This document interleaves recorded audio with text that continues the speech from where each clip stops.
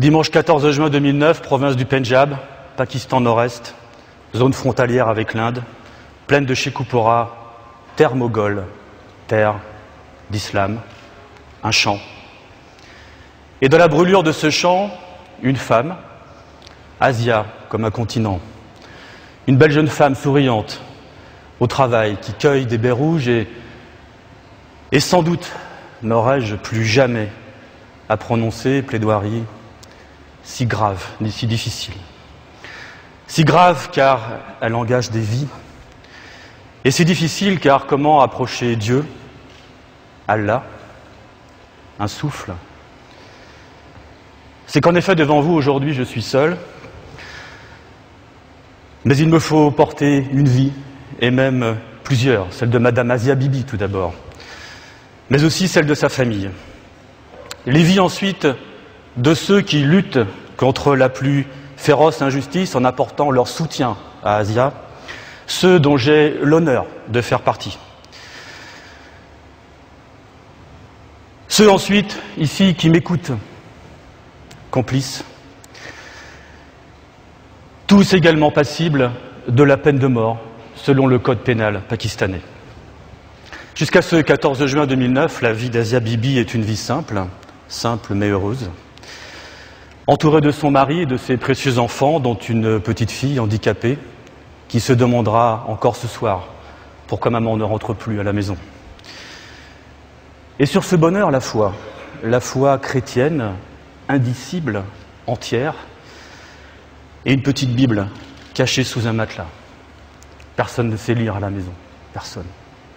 Mais qu'importe de lire, seule la foi compte. La foi. Asia est une femme courageuse, ouvrière agricole, que le travail n'a jamais effrayée, jamais. Ce 14 juin 2009, elle est au champ, avec d'autres femmes de son village, pour une occasion inespérée de gagner quelques pièces, quelques repas pour elle et sa famille. Mais Asia est la seule chrétienne dans ce champ, ce jour-là. Un travail, presque une épreuve. La nature se pare souvent d'épines pour les pauvres, mais il faut vivre. Un dur labeur, 45 degrés à l'ombre qui vous déchire la gorge et ne pas s'arrêter. Ne jamais s'arrêter. Et le puits, là, le puits.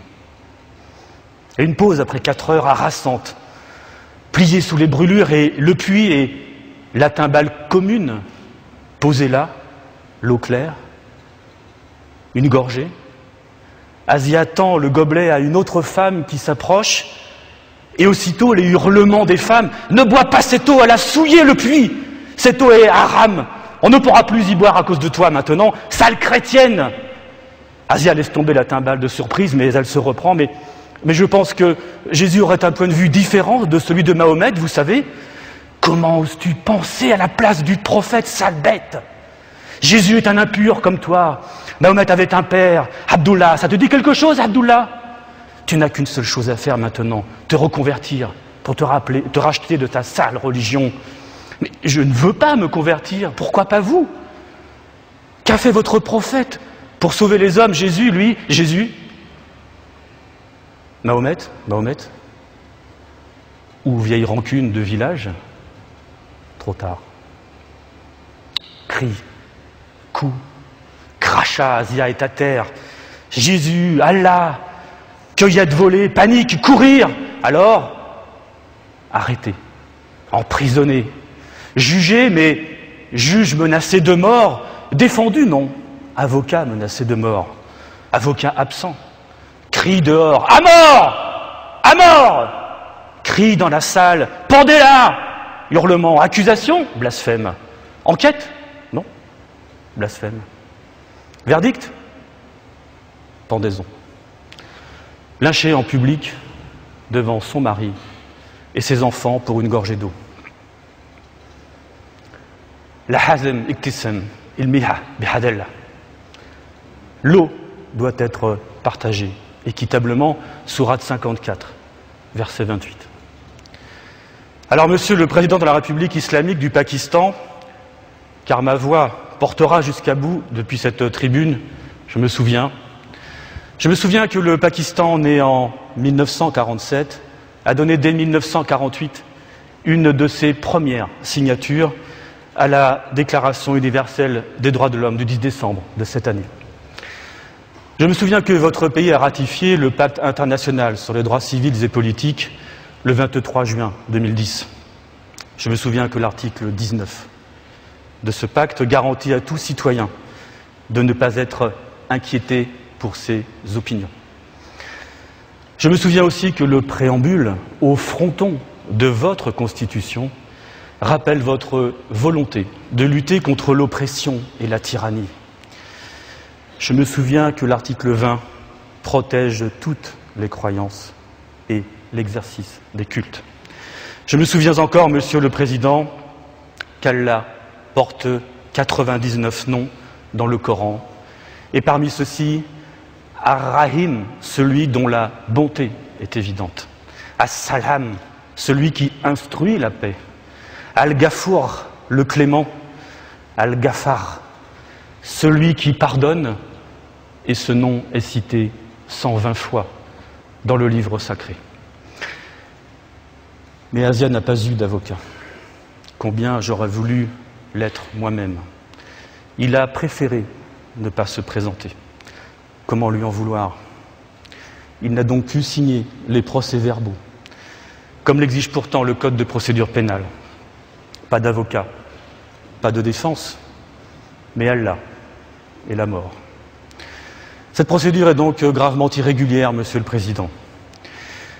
Et le juge, j'allais dire, il fallait bien qu'il soit là, lui. Alors il est venu,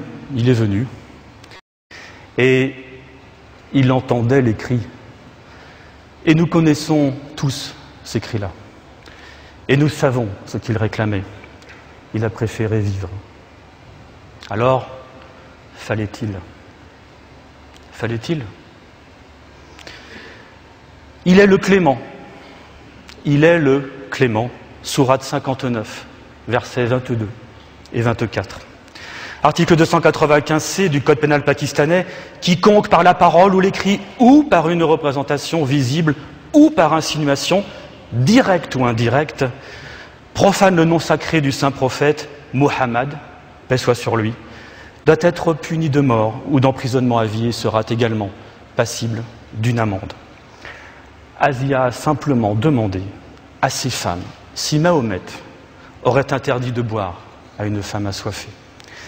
Alors je le redis, et je vous redis, il faut partager l'eau équitablement. Vous savez, Monsieur le Président, que cette loi est profondément injuste, vous le savez. Alors je plaide ici non seulement pour Asia, mais aussi pour tous vos compatriotes pakistanais et tous les musulmans qui seront demain victimes de ce texte, les musulmans qui en sont les premières victimes. Beaucoup de gens de mon pays, Monsieur le Président, croient, et croiront encore, et croiront toujours au Tout-Puissant. Et plusieurs millions d'entre eux sont musulmans.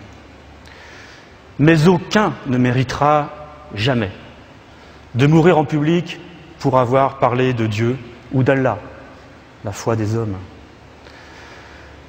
Une seule vie vaut toutes les guerres, Monsieur le Président. Songez si là, dans l'heure, c'était la vôtre, pendu, pour une parole, ou celle de votre enfant. Quiconque tue un innocent tue l'humanité tout entière. Quiconque sauve une vie sauve l'humanité tout entière. Sourate 5, verset 32. Alors non, la loi pakistanaise n'est pas seulement dure, elle est aussi profondément contraire au Coran qui fonde vos institutions. Ce n'est que la loi des hommes qui va juger si Asia est coupable, la loi des hommes trop prompts à la passion brutale et à l'affrontement au nom de leur Dieu depuis trop longtemps, trop longtemps. Le 4 janvier dernier, fallait-il que soit tué Salman Taseer, gouverneur du Pendjab, abattu de 29 balles pour avoir soutenu Asia en lui rendant visite en prison. L'assassin son propre garde du corps, a dit avoir agi au nom d'Allah. Le Pakistan perd un grand homme, ont écrit les journaux. 2 mois plus tard, fallait-il que le même vent de haine emporte Shahbaz Bhatti, ministre des minorités religieuses, le premier musulman, le second chrétien. Écoutez-moi encore un peu, Monsieur le Président, vous honoreriez le Pakistan et vous grandiriez le nom du prophète en demandant à votre Parlement d'apaiser les esprits, en lui demandant de modifier ou d'abroger cette loi qui incite elle-même au blasphème, puisqu'il suffit d'un simulacre d'offense à Allah pour mourir, mais aussi pour faire mourir, et j'allais dire, à volonté. Il suffit en effet de jeter quelques pages déchirées du Coran devant la porte de son voisin pour s'en débarrasser à jamais, et vous le savez, perversité. Je sais aussi qu'un homme qui calait sa vieille table avec un livre a, il y a peu, été dénoncé par son voisin et emprisonné à vie. L'homme était pourtant aveugle, mais le livre était un Coran. Je sais que de tout le Pakistan, Monsieur le Président, vous avez entendu monter l'indicible colère des hommes contre cette révoltante injustice. Allah a-t-il exigé? Le Coran permet-il que des musulmans blasphèment, que des hommes et des femmes, des croyants, s'accusent et meurent injustement parce que cette loi existe? Permission est donnée à ceux qui combattent à la suite d'une injustice et Allah veille à leur octroyer la victoire. Sourate 22, verset 38. Alors ici, en Normandie, d'ici, je vous le dis, Monsieur le Président, aujourd'hui, avec Asia, nous sommes chrétiens pakistanais libres. Et je me souviens des jardins de Shalimar, où j'aimais autrefois, au crépuscule de mes batailles perdues, fermer les yeux sur la paix retrouvée. Voyageur épuisé, j'avais fait ma religion de ces fontaines. Asia, Asia, nous construisons ta fontaine, entends-tu? Entends-tu? Nous ne baisserons jamais les bras. Monsieur le Président, Asia attend d'être jugée en appel, mais elle faiblit dans le cachot boueux et puant de chez Koupora, oui, le cachot, d'où elle ne sort plus, ou même elle risque à tout moment aujourd'hui d'être assassinée. Ce n'est que la justice des hommes qui va juger si ce gobelet d'eau mérite la mort en public, devant ses enfants. Alors, Monsieur le Président, j'aimerais simplement qu'avant de rejuger Asia, une croyante comme vous, nous nous souvenions tous que tous les hommes ont besoin qu'il pleuve sur leurs épaules quelque chose comme un chant sacré, un chant d'espérance et de tolérance, oui, un chant d'espérance et de tolérance.